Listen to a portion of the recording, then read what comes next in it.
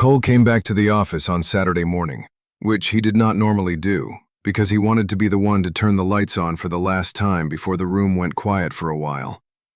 He let himself in the same way he always did. The room looked the way he had left it. The chairs were where he had pushed them. Clark's notebook was still on the corner of the desk where no one had read it. The light through the front window came in long, the way it does on a West Texas Saturday when nobody is asking it for anything. He made coffee. He did not need coffee. He made it anyway because the act of making coffee is the act of saying out loud that the place is still a place. Travis came in around 8. Cole had not asked him to. Travis came because Travis was the person who showed up when something was happening, even when nobody had told him. "You're closing it up," Travis said. "Putting it on hiatus," Cole said. Travis poured himself a cup. He sat down across from Cole at the front table and did not fill the room with questions, because Travis was not a person who filled rooms with questions when the answer was already moving toward him at its own pace. "The whole point of this," Cole said after a while, "was to see if a creative agency could run as a serial, the way a television show runs as a serial. Whether you could build the world specifically enough and write the characters honestly enough and automate the production well enough that the thing would feel like a real place to anyone watching." Travis listened. "And it does. Anyone who watched this season knows it does. The proof of concept worked. The cast held. The voices held. The shows held.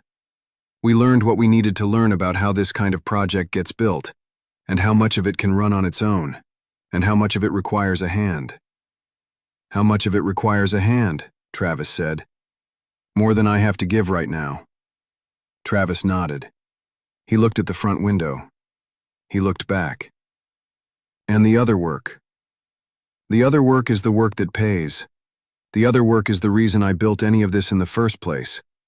To learn the craft so I could bring the craft back." They sat with that for a minute. Outside, a truck went down the main road, and the sound of the truck took a long time to fade, the way truck sounds take a long time to fade in towns that have a lot of sky.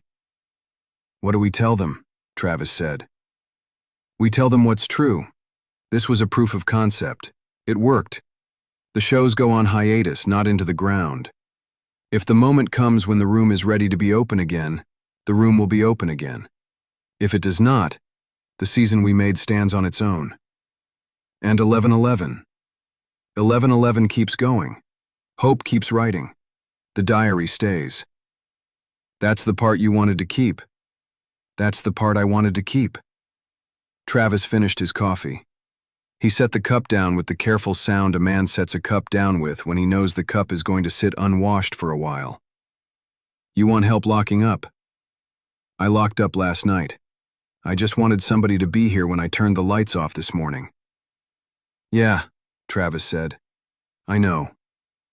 Cole walked through the room once, the way you walk through a room you built.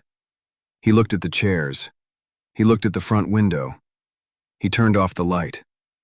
The room did not feel sad. The room felt like a room that had done what it was supposed to do. They walked out together. Cole locked the door. The key turned the way it always turned. He got in the truck. The truck started on the first try.